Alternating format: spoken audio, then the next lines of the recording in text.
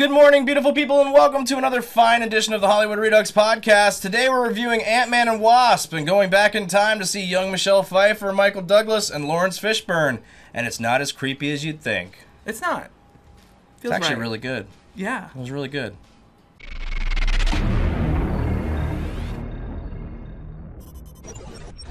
Good morning and welcome back to the show, everyone. I am your host, Matt. I'm Kryzzalia. And I'm Michael. And we're coming to you from HollywoodRedux.com. Today, we are bringing you our review of Ant-Man and the Wasp. So let's get right to it. If you've never seen one of our reviews, we are going to spoil the shit out of the movie. So if you've not seen this movie yet, go to the movie theater, check it out. Unless you're one of those weirdos that like it spoiled before you see it, then let's go ahead and jump right into this. You've been warned.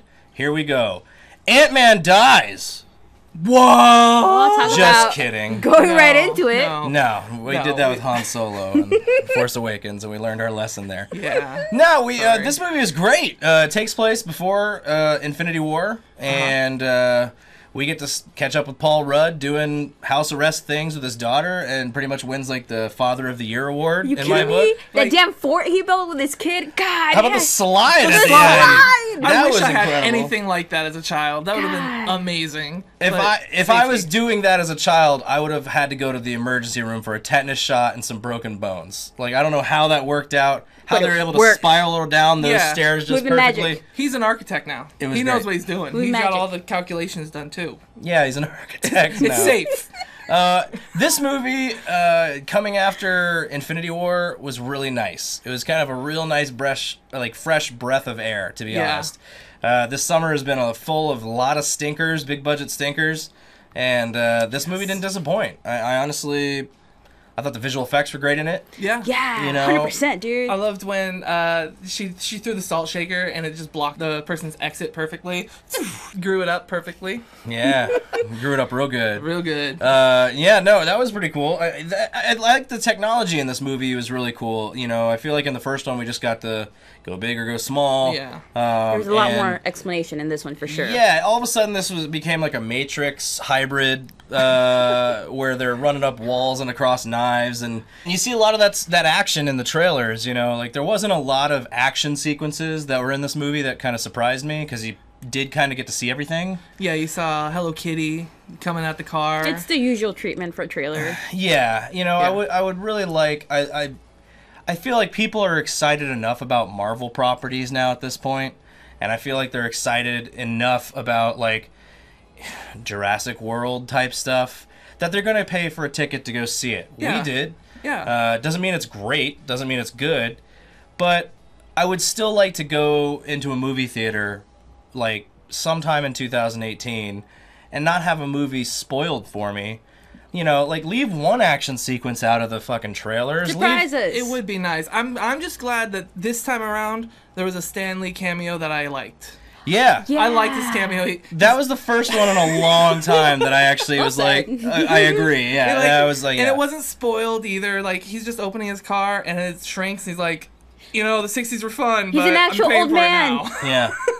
He's an actual old man in this one. It's great. Yeah. Nothing else. Just an old man. Yeah, Loved it. no, it was good. You know, there a lot of, like I said, a lot of the stuff was ruined in the trailer. However, it didn't stop it from being a great movie. Yeah, like it was a very absolutely. enjoyable movie, and it was honestly one of the better ones in the last like month or so. So far, the summer, Ant-Man and Wasp is my favorite film.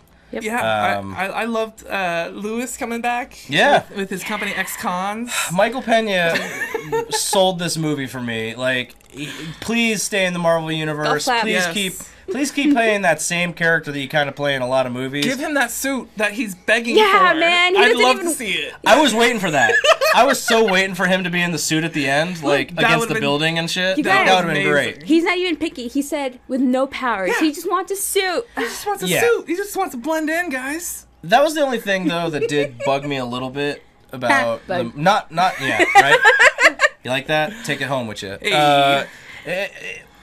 It wasn't, and it's not Michael Pena. He was great. The thing that bothered me a lot in this was the technology.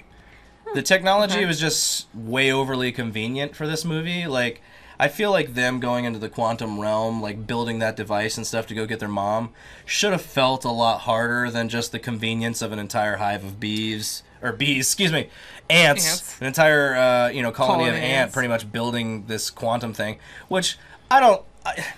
That shit looked like a goddamn Mac store. You're telling me ants with no opposable thumbs and shit are building that thing? Not only building, but playing drum sets. Playing drums at the end? And like, taking bubble That baths. was wonderful. yeah. Replicating his whole routine Hilarious. so he could stay under the cover.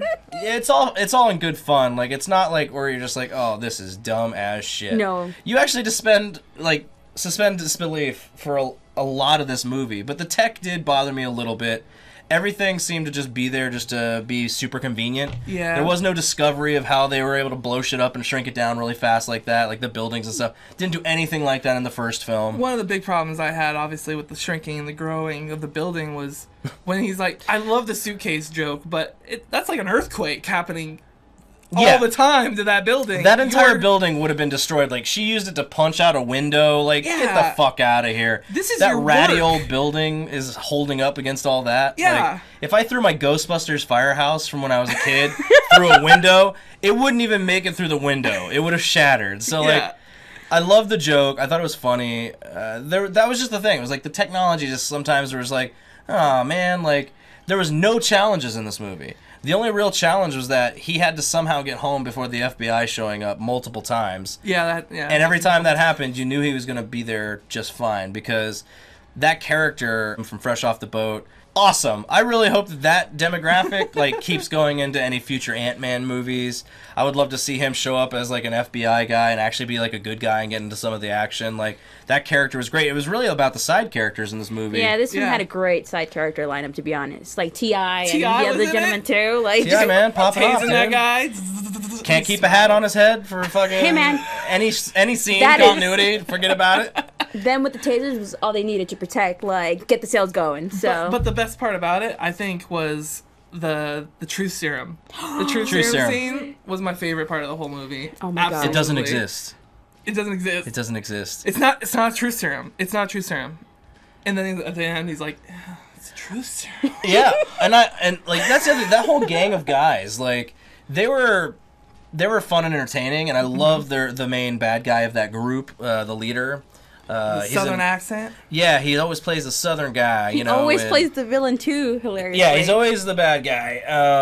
And he could play a good guy too, Hollywood. Come on. Come on. But maybe not, because I can't remember his name right now. But you did great, buddy.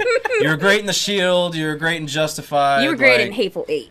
Oh, yeah. Yes. Yeah. Absolutely, that's right. Fantastic. There was no bad actors in this. No. You know, Lawrence Fishburne coming through. Lawrence Fishburne and like I love seeing Lawrence. and we got to talk about the age CG stuff they did for Michelle Pfeiffer, Michael Douglas, and Lawrence Fishburne were tops. However, around that age, I feel like Lawrence Fishburne was a little bit thinner of a guy. I'm just referencing, Nightmare on Elm Street 3 Dream Warriors, where he was super tall and thin, and That's he was why. a sexy dude in the 80s, man. Like, I think they're come on. probably like I get it. Like when they That- cast a child for I the get adult, I think they're doing the same. Like he's this shape, this figure now. We're gonna go back and make it look like he's been this person and grown. Regardless, I though, get it. still great compared to Anytime I can pull out a Dream Warriors reference with Lawrence Fishburne, I'll take it.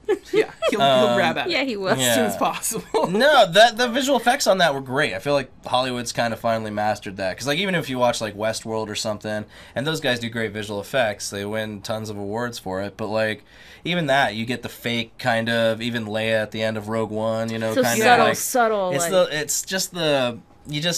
There's something off and it doesn't Yeah. work. These guys, perfect. Yeah, like, a lot of movement, too. Like, From Rogue One to now, it's incredible the difference. Yeah. They It's actually progressed. Even didn't- the they age didn't look making all on- sweaty like me. yeah, like Guardians of the Galaxy 2, same thing. Like, even Kurt Russell didn't look perfect. Like, but these guys looked perfect. Yeah. Yeah.